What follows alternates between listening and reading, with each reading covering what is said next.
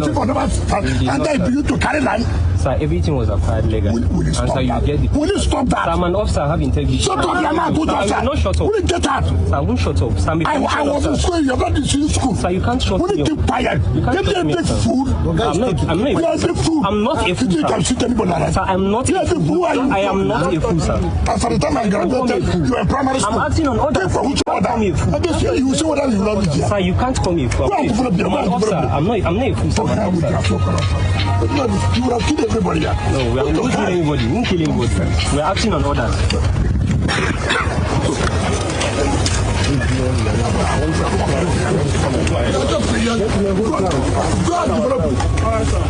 Go and develop the other to see you. Regular officer, you want to come and we are going to get out.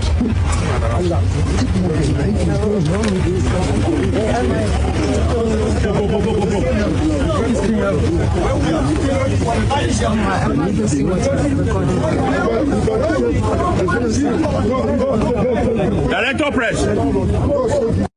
All right, that was, just an excerpt of an altercation that happened yesterday. A very heated conversation, between the Minister of the Federal Capital Territory, Nyesom Wike, and then at that time, unidentified military officer.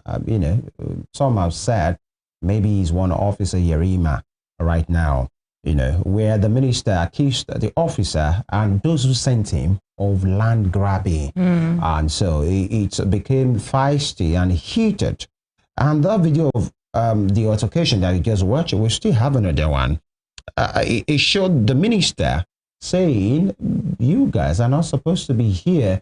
And of course, he rained abuses on the man, and the man tried to, he stood for himself, repealing some of those things, or refuting it rather, to say, I don't represent some of these things. I'm a man under order. In the other clip, you get to hear the explanation of the officer. And some are talking about, when we are talking about insecurity and all of these things, this is still happening.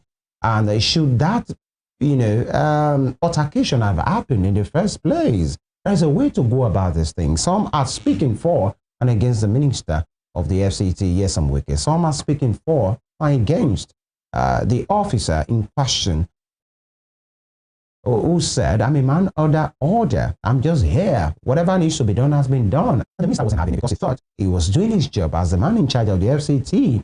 If you are standing on an illegal ground, give us the document. The officer didn't produce the document. All he said is everything was done rightly. I'm a man under order. And so he stood his ground. But before we go ahead, I'd like you to see this angle of the altercation.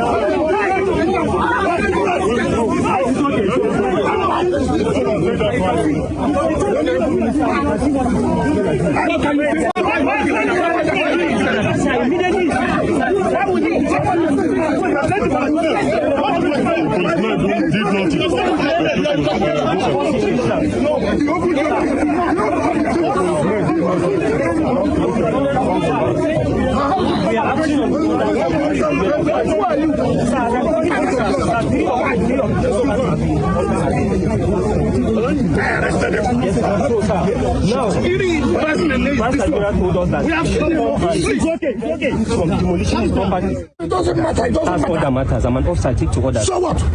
You had a who? So I'm an officer, I take to orders. So that Mr. General. Okay. You can never develop this property. I will not allow it. No problem, sir. I'm only acting on my orders. If you want to kill everybody, kill everybody. We will not kill you. Cannot. We will not. We will not kill anybody, sir. You're putting yourself in trouble. We will not. My friend, you see the evidence. Hey, don't you cannot shut me off. You cannot shut me off.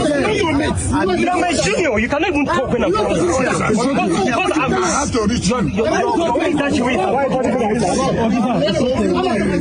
I'll be talking and policemen will be talking.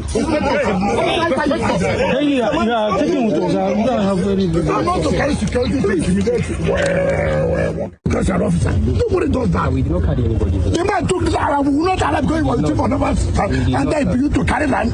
Sir, everything was acquired legally. Will you stop that? Will you stop that? Sir, I'm an officer, I have integrity. Shut up, you're not good officer. I will not shut up. Will you get out? Sir, I won't shut up. Sir, I was in school, you're not in school. Sir, you can't shut me up. Will you keep quiet? You can't shut me up, sir. Food. I'm not a fool. I'm not a fool, You can shoot anybody like that. Sir, I'm not a fool. I am not a fool, sir. As for the time I graduated, you were in primary school. I'm acting on order. For which order? I'm a fool. And then you will see whether you know it here. Sir, you can't call me a fool. I'm an officer. I'm not a fool, sir. You will have killed everybody here. No, we are not killing anybody. We won't kill anybody. We are acting on orders.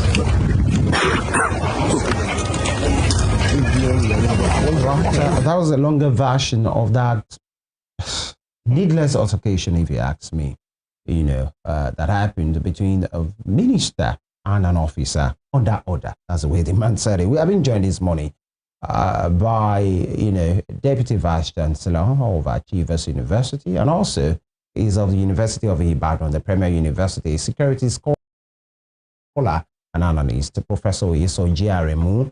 Thank you for joining us, Prof. So much. Good morning. I'm happy to be here. Yeah. Thank you so much. We're glad to have you. Yeah. Straight to the point, what do you make, when you just watch, I'm sure you have seen it over and over, and, for the people that are watching right now, that altercation, a military officer who said it takes to order, and he was a man under an order, and a minister who, by virtue of his position, the Minister of FCT, trying to do his job to say this land is not properly documented. Give me the documents.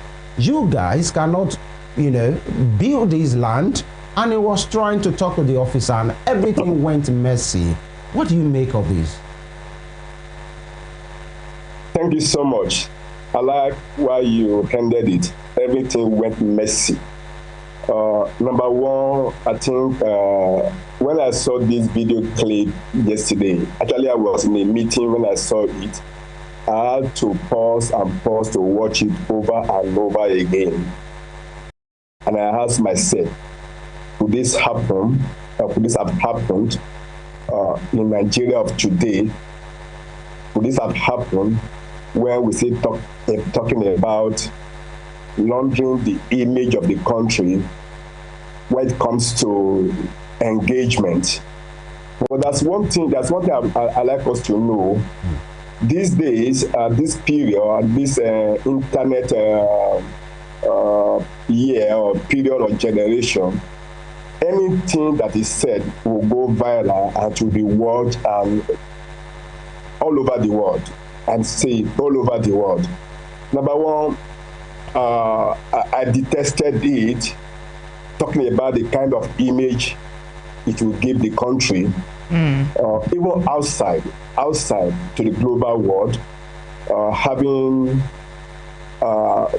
serving minister of the Federal Republic engaging in a heated altercation with a military officer. That is one. Number two, I even tried to comprehend what would have happened if this went beyond what we watch and were watching. We should thank God that it didn't go beyond that. But we in that video clip, we have armed personnel on two sides. Right. And that is, and you know what could have happened? It could have been messier, and perhaps will not be saying what we are saying today. As much as possible, it was a show of shame. Let me put it that way. All right, Prof, how would you have expected the situation played out? I mean, did you expect more from the minister, or you expected more from the officer that was under order? Thank you so much. Let me first talk about the officer that was under authority. In fact, as I was watching that yesterday, I remember the story of the centurion who approached the Lord Jesus Christ, and he said, I'm a man of under authority. In the military, or any security organizations, the issue of order, the issue of authority, hierarchy of authority, command chain is well known, well structured. And an average soldier is trained to subsume self under the command. So it is go, come, and come. That is it. It's not as if an average soldier or officer cannot think, cannot rationalize, but he will listen to the order. More so, the young officer, as we said, when it happened yesterday, we didn't know his name, but now on the net, on social media, they say he was one Lieutenant Aremu, referred to a 3-star general, former chief of naval staff. Of course, you know when military officer retires, still at the level of the general, they retire with the full complements of their details, people working for them. One, the officer as an individual was under authority. He didn't go there, didn't lead other soldiers there on his own volition. So we should just isolate him. The person that sent him was the one that, whether it was right or wrong, that's another kettle of fish that we can probably interrogate. But for the officer, he was on a duty duly commanded to do or to carry out. And he even restrained himself by asking the soldiers he brought there to behave. So I must give that to him. Then I must also give it to him that under provocation, he was able to self-regulate himself. That's commendable. Now, talking about the second party, which here in this context was even the superior party. Minister Wike ought not to have been at that scene. Yes, he said that before he was there, he sent the officers of the FCT to go there. They didn't allow them to do so. Fine. What he ought to have done, he did it at that scene. Before he left his office, he ought to have called the chief of defense staff. He has the number. Or probably called the minister of defense. He has the number. Or probably even called the former chief of naval staff, a 3-star general. He has the number. So not leading security details and other officers of the FCT to that scene. If he did that, or probably he restrained himself, what happened yesterday would not have happened. That is one. Number two, even when you get to a scene, as a minister, we have the word honorable. He ought to have really done better. That's what we call emotional intelligence in psychology. It has 5 elements. One of the elements in emotional intelligence is self-regulation under provocation. Yeah. Number one, there was not even any provocation on the part of the officer. Even if the presence of the officer and the soldiers probably provoke him, even at that, he ought to have self-regulated his emotion. And that would not have led to verbal insults meted on the officer and all other things he said against the officer. Not only that, I even saw somewhere where the minister was even eating a DSS. Yeah. Yeah, you see, these are things that are despicable to the eyes. For me, in all honesty, let's call a spade and not a garden frog. I think the minister ought to have done better in conduct than what he displayed yesterday. Thank you. All right.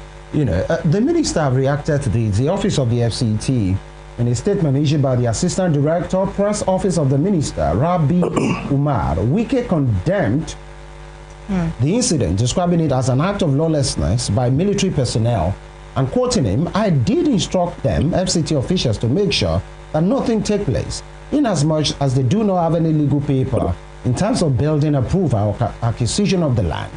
When they came here, I was informed that the military chased them away. So today I was called that the military had taken over the place, and I had to come to see things for myself. And he said, it is really unfortunate. And you heard what the officer said. It was sent by the former chief of naval staff. I don't understand how somebody who attained that position, seeing he has a problem, cannot approach my office to explain what is going on.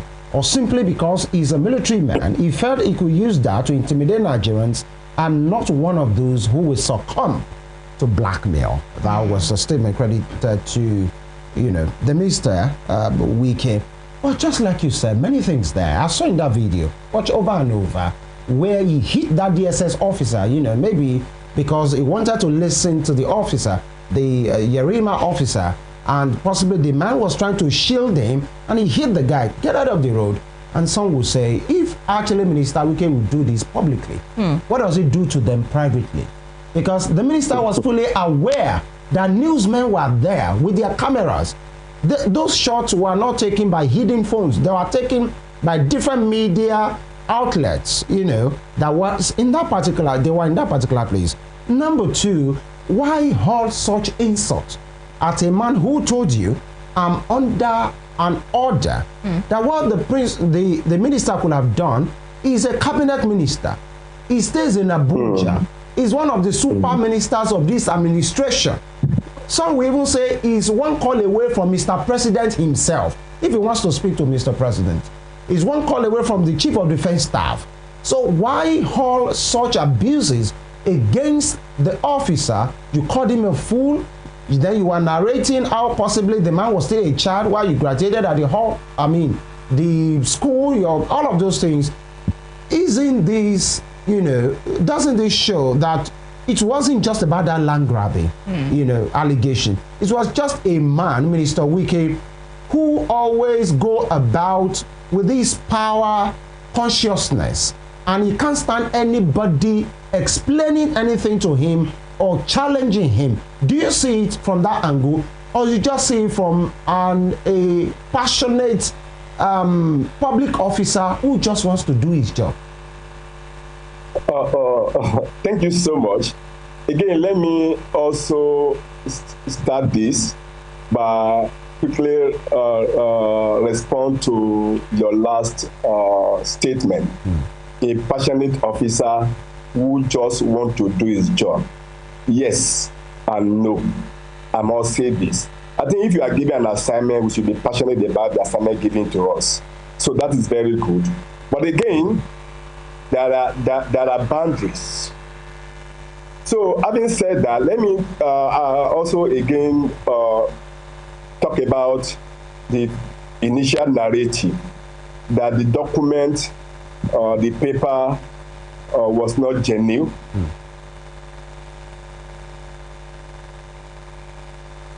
Yeah, Prof, are you still with us?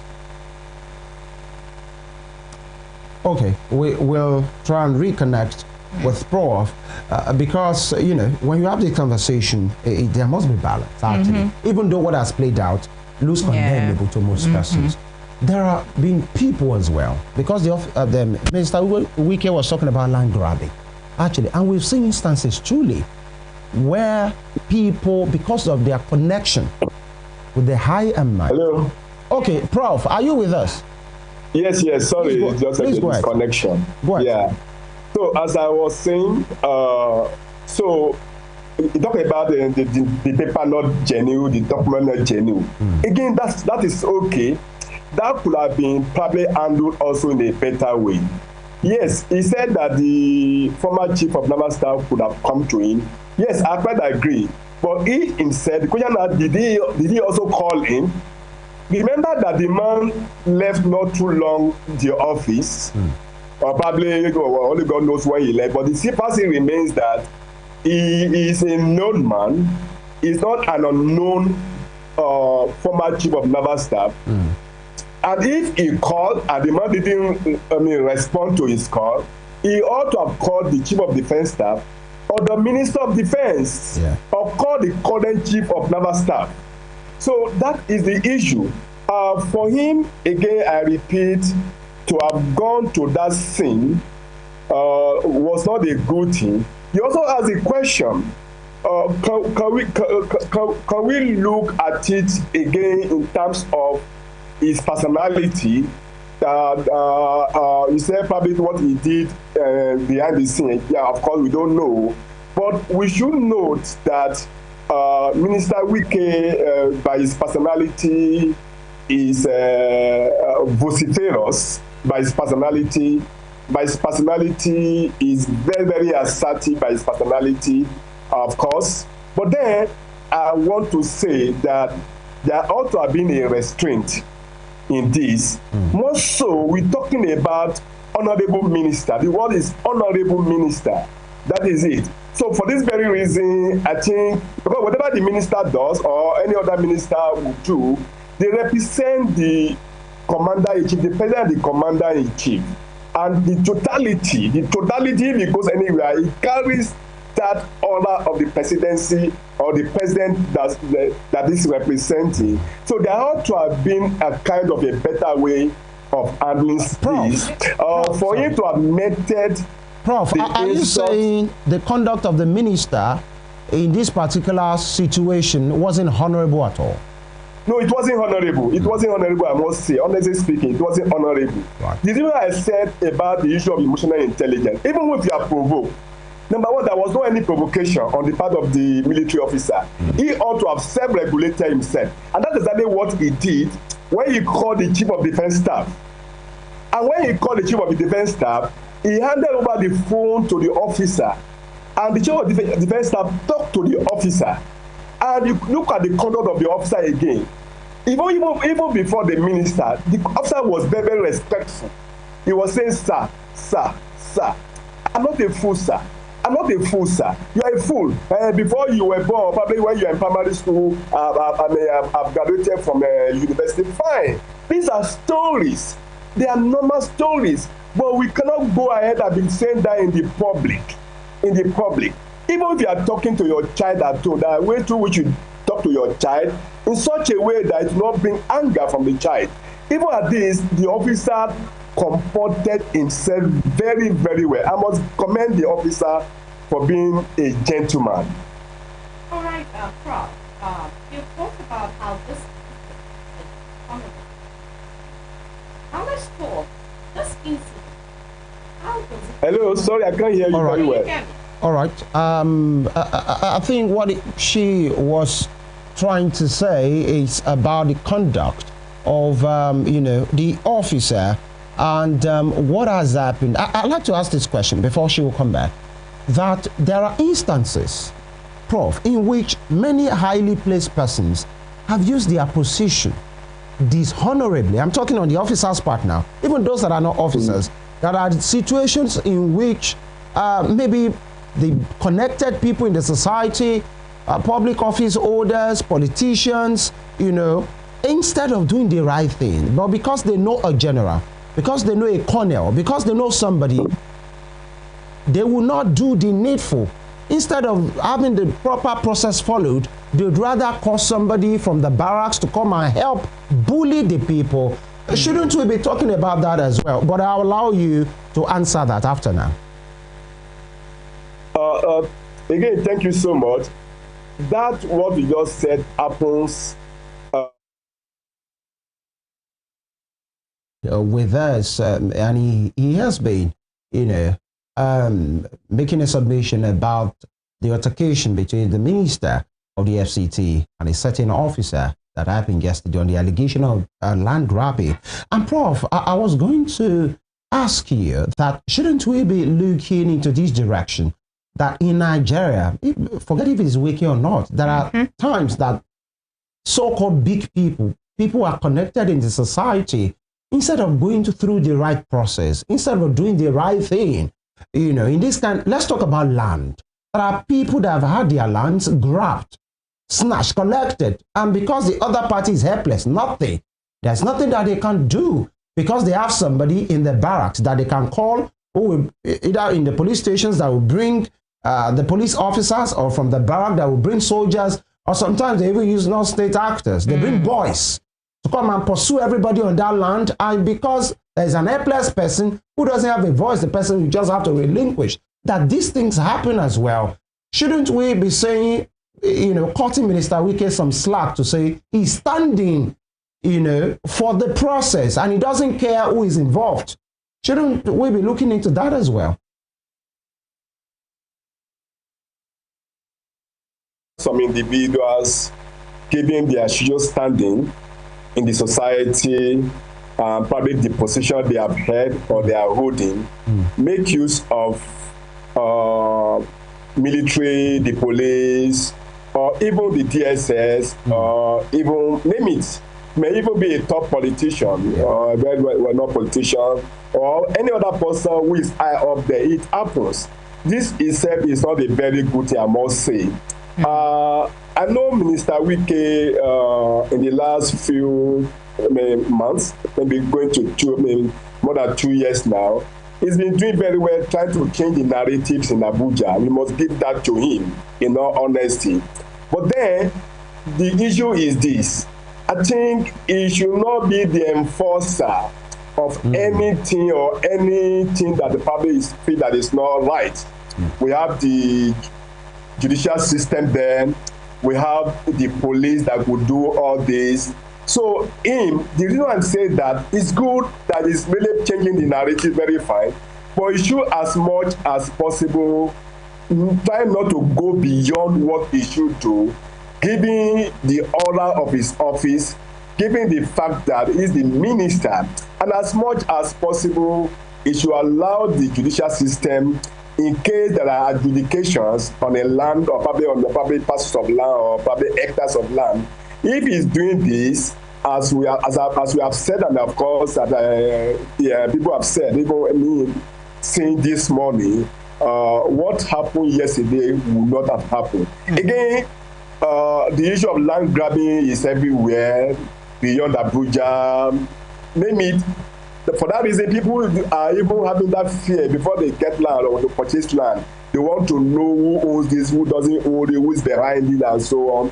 Because you may be going on, developing your property. Somebody will just come and say, this land belongs to me, bring the dogs, or what they call the money land to be able to do so. I heard about this even a few days ago, in which this is what happened when the money land went to stop some individuals. So these are issues. I think we need also to begin to look at this. As a country, we need also to probably interrogate this, reshape this, and give it a better narrative. All right, Prof. You've made some summations about Wike's conduct and the fact that he probably shouldn't have tried to enforce the law at that point. Now, this incident, show of shame, dishonorable as it is, how does this incident point to a deeper dysfunction within Nigeria's interagency coordination? Now, talking about exercising power through personality rather than process.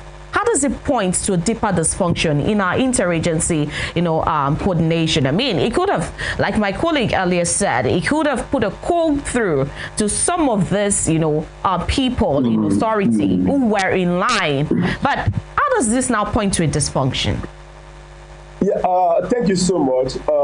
You listen the issue of this dysfunction when it comes to interagency relationship. From that scene that we watch on that video, I could count about 3 or 4 security agencies: the military, the police, the DSS. There was another person I saw. Yes. I wouldn't know which agency he belonged to. So, but if it's not an official agency, these days we have so many security agencies, kind of a thing. But I think I could count 3 rather: the military, the police, and the DSS. If you also watch that video clip very well, throughout the altercation, the military that follow Minister Wike did not do anything. They were just watching. That was called esprit de corps. Because they know that the man who was giving order, the officer, was superior to them. The agitation came from the police and the DSS, which is not even a good thing. If you're talking about the issue of security or insecurity in the land, and bandits or criminals are seeing this happening among our security agency, it doesn't speak well of us as a country that the security agencies, the police, wanting to fight with the military, the DSS also making efforts to fight, kind of a thing. This didn't speak well of us at all. As I mean, talking about the interagency collaboration or relationship, I must put it that way. As much as possible, I think at the level of the authorities, talking about our security agency, they should also have a way of probably educating their officers or officers and men on how to conduct or comport themselves in such a situation if it happens. How do you handle it?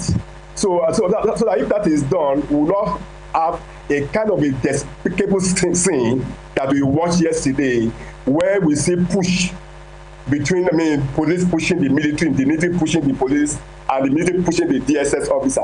And mind you, they were all carrying live ammunition. Live ammunition. Exactly. So that was worrisome to me. Just like you said, as we usually say in Nigeria, you say, oh, thank God that these things happen. But these things are just logic. And I'll continue from there. They were all carrying ammunitions. The DSS guys, I'm not sure if they were armed at that place, but most likely they were armed. They were armed. The police officers, from the way they put out the jacket. The mobile police officers were there.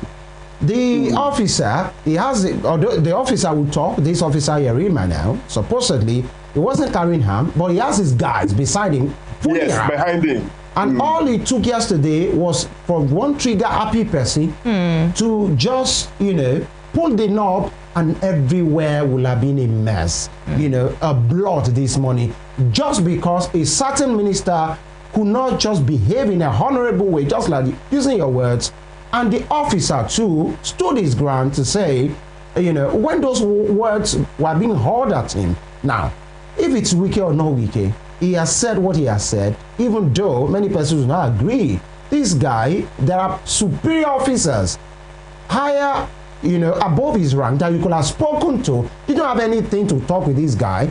He has told you, I'm not the owner. I was sent here. So find who the owner is, and in a classical way. But you talked about the character of the person involved. That's Minister Wike himself. It's quite a combustive person, quite aggressive, he moves like a boss. Actually, that's the way he does his things, like a don. And he doesn't like being questioned. So possibly that threw him off balance yesterday to say, who are you? I'm talking and you're talking. And he started giving the story of his life, how he has achieved all of those things. And the officer wasn't even having it to say, all right, sir. Okay, sir. At a point where the minister was hurling those abuses at him, some are saying, the officer too was talking back. You are talking to an officer, a cabinet minister. Could the officer have done better? Maybe by keeping quiet, or what he did was the best thing he could have done? Thank you so much. I didn't observe anywhere in that video clip where the officer talked back to the honorable minister. I didn't see anyone. I didn't see anything. At least I've watched it several times. Even early this morning, I've watched it. I didn't see anywhere. He only explained that the paper they have was valid. He said that. Although he couldn't produce the paper. But again, we'll go back to the military command and order hierarchy. His officer, superior officer that sent him, must have told him that the paper we have was genuine. And he relayed this to the minister. And the only place where the officer wanted to lose his emotion was when that mobile police officer insulted him. And he said, I am your senior. Again, that goes back to the hierarchy. The police officer said, keep quiet or guy is talking. Keep quiet. And he said, and he had to say, you can't say that to me, I'm your senior. Say that to me. So, you don't talk when I'm talking. He was right to have said that because he was actually his senior. He couldn't have said that to him, that keep quiet. So the mobile police officer was also wrong. That was the only where the officer wanted to lose his guard, emotional guard. Even at that, he stood and said, "Yes, sir. I'm not a fool, sir. Thank you, sir." And when the minister handed over the phone to him, he look at it before then the way, but the moment he collect the phone, look at the way he even gave respect to the CDS. Even on phone.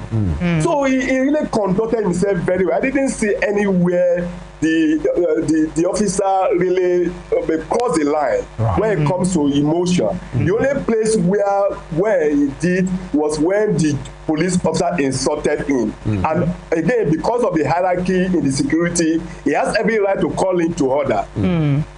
All right, Prof.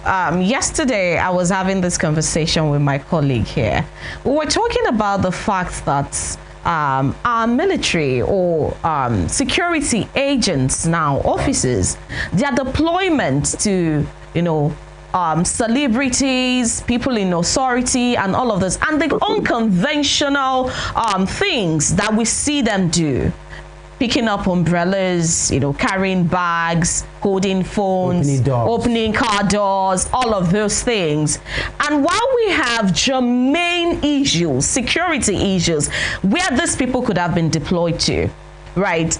Now, in this situation, we have this officer right there on the site where an ex-general, 3-star general now, as he said, ordered him to be there on site. Let's talk about how these issues are. Was it there in an official capacity? I mean, the land, is it a military land? Is it a personal land? Do we have disparity? Should we have disparity in all of this, assignments assigned or designated to officers? Let's talk about these issues. Thank you so much. There are many questions rolled into what you just, the picture you just gave. The issue of security officers attached to VIPs, the non-VIPs as well. Because we do have officers attached to wives of VIPs, wives of this, wives of that, and so on. Number two is the issue of the land. The land was not a military land. It was a personal property from the narratives I've read. It was a personal property. And again, that also took us to what we said the other time, talking about people using their influences to get some properties protected. But we talking about the issue of a time in the country, the issue of insecurity. I read somewhere, maybe early this week or late last week, and of course what I read was what I've also interrogated in many of my research works, talking about the issue of the police personnel in Nigeria. That we have about 370-something thousand police personnel in Nigeria. And out of these 370-something thousand we have, again, I'm not too sure of figures, because I said in one of my papers that we do not, talking about annual police report, unlike what happens in other crimes, where the moment you get to another year, 2005, they release the 2024 annual report, talking about the number of personnel and so on. I've heard several times, what is the actual number of Nigerian police, members of Nigerian police we have in the land? I don't know it. All what people are parading are just mere conjectures. Let's agree that 370-something thousand, as they said. And that story said 100,000 police personnel are attached to VIPs, their wives, and me, I will add their concubines as well. So for that very reason, if out of 370-something thousand, more than 100,000 are attached to these people, we are left with 270-something thousand. And look at the population. Talking about we have over 230 million Nigerians, including foreigners. Not even talking about foreigners this time around. How could 270-something thousand police over 200 million people? And if you look at the convention, the UN something, the thing is one police to 400 citizens. Right. So if you go and do the statistics of the ratio, it's not far beyond this thing. And for this very reason, we could not. And just this week I ran into a brigadier general who said they are doing police job. Because what they do in terms of the issue of insecurity is the police job. One, the police are incapacitated, training and also talking about equipment. Two, the number is not there. This is why the military are deployed to go about the issue of insecurity. The issue of internal security belongs to the police and not the military. So if you have this kind of a team, you continue to have this kind of a situation, I think we need to go about this. A retired military officer, a naval officer, of course, we know that you have to go with some of his aides, and of course, fine. But deploy same to protect a property. We don't know how many are with him at home, how many are with his wife or the children. Right. So these are issues we're talking about. I think we need to change the narrative. Yeah. Thank you. That's a very germane question that the Temitope asked right now, because at least in that particular place, you have like, when you put it together, almost like 12 security agents are there. More than. The Air Force, like maybe 3, 4, 5 of them. And these are guys that should be on the territorial waters of Nigeria, being deployed to come and be guarding somebody or gas private property. Actually, while we are still contemplating with the issue of either the US want to invade Nigeria, either we are putting our acts together, either the Nigerian state will want help or we wouldn't want help. Now, talking about, now that we have it here, if we just move away from this conversation, Prof, it's been quite an eventful 10 days or 2 weeks since, it started with Senator Ted Cruz and Mike Riley. Then President Trump took it up, designating Nigeria as a country of particular concern, saying there is a state complicit in the genocide, against Christians in Nigeria. He even gave the figure that when you talk about killings against Christians in the world, Nigeria holds more than 3,000 of those cases, while in the world, the total number is around 4,000, meaning more than 90% of these killings, according to him, that is has to do with persecution of Christians, is happening in Nigeria. And then the government of Nigeria responded, this is not happening here, not under my watch. Almost everybody has become a vuvuzela. The Minister of Aviation saying he's a Christian, he has even been awarded this and that. And here we are right now. And the US, President Trump, in his usual unconventional manner, regarded Nigeria as a disgraced country. And he said he will be coming, not really him, the US will be coming, gun blazing, to take out the Islamic jihadists. It will be fast, it will be sweet, and all of those things if the Nigerian government will not put its act together. And this has divided Nigeria. Some are saying, whatever help we can get, let us stay. Some are saying the US is not your Father Christmas. They are not coming because they love you. They have done the same thing to Iraq, done the same thing in Afghanistan, done the same thing to Libya, and those countries are never the same. Prof, where do you belong in all of this? Thank you so much. It's quite unfortunate we got to this stage on our security issues in Nigeria. We're talking about something that has started as far as 2009, and we have had successive administrations who has not been able to meet the issue of insecurity in the board. And again, it started with terrorism, insurgency in the Northeast. Before we know it graduated or spiraled to issue of banditry in the Northwest. And again, of recent, we also, not of recent again, also in the past, we also have the issue of farmer-elder clashes in Benue State and in Plateau State. And of recent, we're talking about this also descending to Kogi and Kwara State. And for this very reason, it makes it much more worrisome and very, very disturbing, I must say. For me, it's not about the messenger this time around, talking about President Donald Trump himself as a personality problem, the way he carries himself about. But the question is about the issue of the message. Was the message correct or not correct? And again, if you interrogate the message, it's not about the issue of Christians or Muslims, even traditionalists as well. The issue is that people are being killed in large numbers. The issue is that people are displaced from their ancestral homes or land. The issue is that there are physical harms, bodily harms done to people.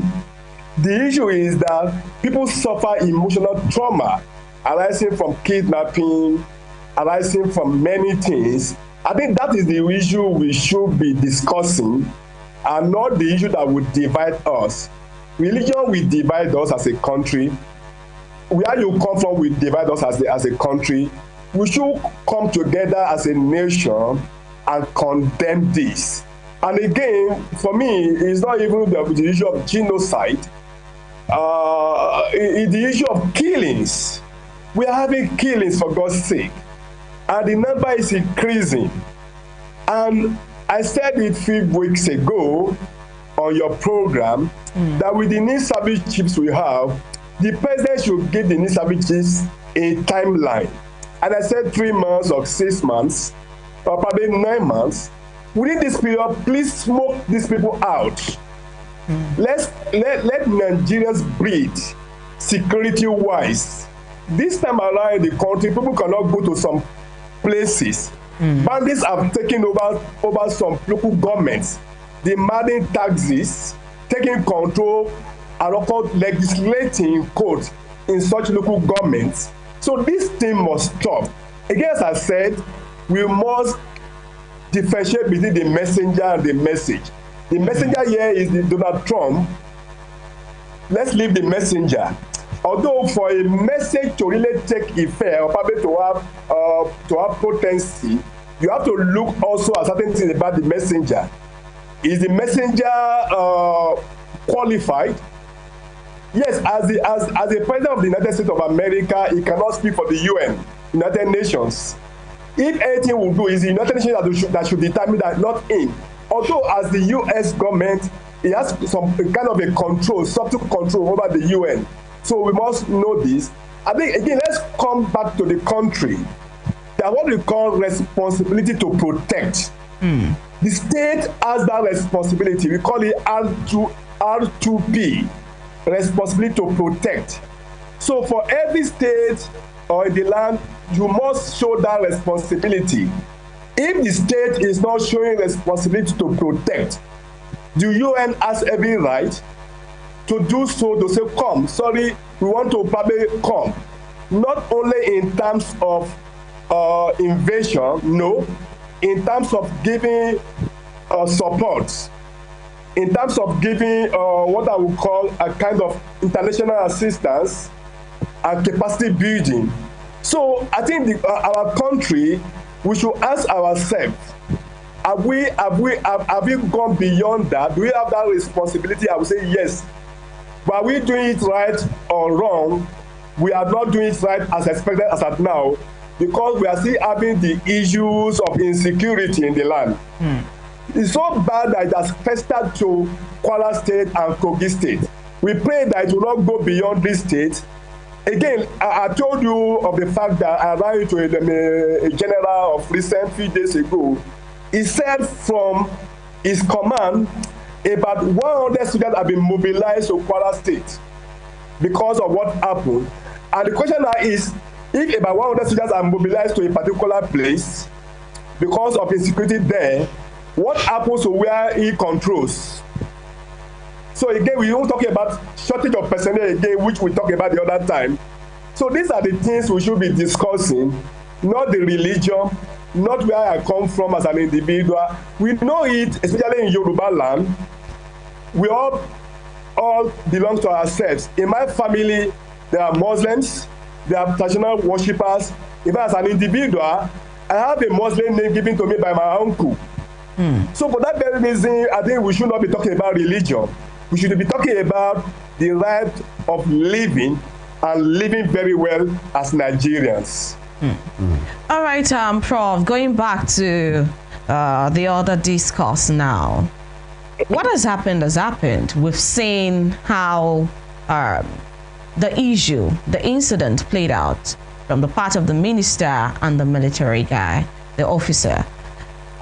Talking about what you expect in the coming days, do you expect a formal or maybe a detailed explanation from the minister and probably an apology, for his conduct? Do you expect a statement as well from the military? What do you expect as a follow-up to this incident? What do you expect to happen, that will further, show our integrity as a nation and say that, no, we are a nation of integrity. We support good character, over power play? Thank you so much. I will take you to one of the lines in our national anthems. We want to build a country where no man is oppressed. I think that is very, very important, that it will be very, very good on the part of the Honorable Minister, Minister Wike, to be able, I'm very sure since yesterday, he must have introspected over this. He must have thought about it again. There are certain things we do because of anger. After the anger has come down, you have to come to deep reflections about your conduct.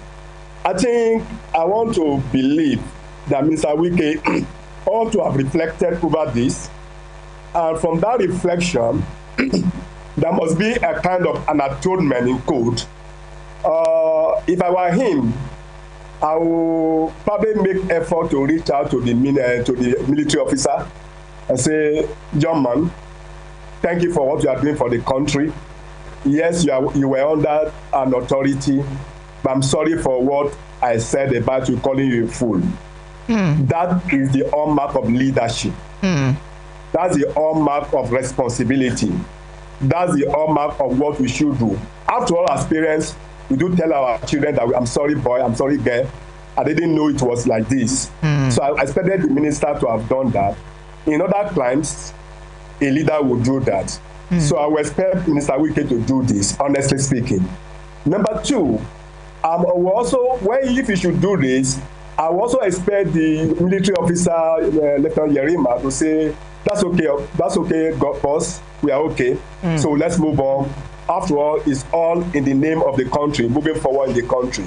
Then I expect the military to come out and do something about it. The issue of officers or guys at the top making use of soldiers or officers indiscriminately, I think this should be regulated. That what we'll talk about military-civil relationship. This also be further worked on for us to be able to move on.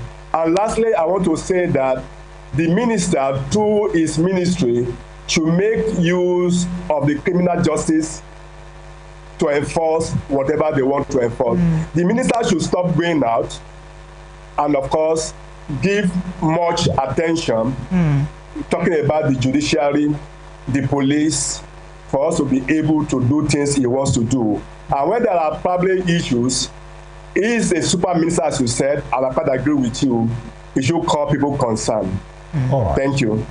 We most sincerely thank you. And, Prof. Oyesoji Aremu of the University of Ibadan, thank you very much for your time. So many takeaway from this conversation this morning. Let the process run, actually. And you said something. The fact that Mr. Wike is passionate about his job doesn't mean he should be an enforcer of whatever he thinks is right. Go through the proper channels. Thank you, Prof, for your time. My pleasure always. Thank you so much for having me. All right. And I think that stands out for me. Yes. You might be right, but you don't have to be the enforcer, especially in this kind of context that has to do with processes, that has to do with institutions. And, the Prof ended by saying, yes, Prime Minister Wike to apologize. I mean, that will further will redeem his image. I'm hoping. I'm waiting. But I'm not just waiting. Minister Wike, that we know, but then we as human as the next person, actually. It's because you are still human. That's why you are human. The best of us, emotion can really take the best of us, better of us sometimes. But then he has released a statement after the incident to say it's a case of land grabbing. Nobody will call him. But then when you sleep over something and you wake up, sometimes your position might change. We hope something good will be done. And this is to, not just Officer Yerima, every right-standing officer of the law. Police, Nigerian Army, Nigerian Air Force, Nigerian Navy, a Civil Defense Corps, DS, everybody that has that responsibility of standing to protect Nigerians. We say thank you for what you do. When you are doing right, we'll tell you are doing right. When you are dropping the ball, you have dropped the ball. It's also a responsibility to let apart from the fact that he didn't respond in a kind of way to the minister, he held his own. Somebody could have lost it, because the thing is, the guys that were with that Officer Yerima, they didn't talk. They didn't do anything. All they were waiting for is the body language. Yeah. If the officer will say, attack that place, we wouldn't be talking about... They were waiting for his action. They were waiting for his statement. It's just an order. Just say, go in. Or possibly descend on one of the officers, and the other one will try to retaliate, and of course his boys will not be looking. They will not be waiting. And another thing, what you noted was that the minister actually was saying that he should kill all of them. That he was saying, you will have to kill. And he said nobody was going to kill anybody. You are going to kill us. And he said, that was extreme. We won't kill you. That was anybody. Inciting violence. That speaks more about the person, meaning you have power. Use it. Your power is with the gun. Use it. And the man said, we won't kill anybody. We won't kill you. And it's, this is a wake-up call. Yeah. And everybody should be aware. The fact that happened in Abuja, it was because it was caught in camera. Minister Wike hitting one DSS officer in that place. What happens when they're in private place? That's actually... And that was one of his own. One of his own to say, come out, let me speak with this guy. One of your own it's a lot. But then, kudos to the Nigerian military. Please do more, not just in personal confrontations, but get even these with civilians off our lands. And please, they need that civilian face, human face to what they do. The thing is, many Nigerians, they don't like people in uniform. The moment they see them, there is this defense, inner defense. In fact, the moment you have people driving into your area, if your children are outside, tell them, please come in, because you don't know what will happen. Yes. High-handedness on the part of those in uniform before, because some are saying it serves him right. If it actually is not Minister Wike, if it's one family, you do somewhere, your head for the beach. All right. Well, I'm going to round up by saying that everyone has a personality, everyone has an office. Today, right here, you're in the capacity of your professionalism as a media person. Outside of this, you are Femi Ojo. We should learn to create a disparity between our personality and our office. Two different things. Right. And as they say, on the easy lies the head. And we are the crown. Much is expected. To whom much is given, more is expected. And whatever you sow, you shall wear. I drop that. Femi Ojo's money. I'll see you tomorrow. My name is Temitope Ajijola Oluwala. Let's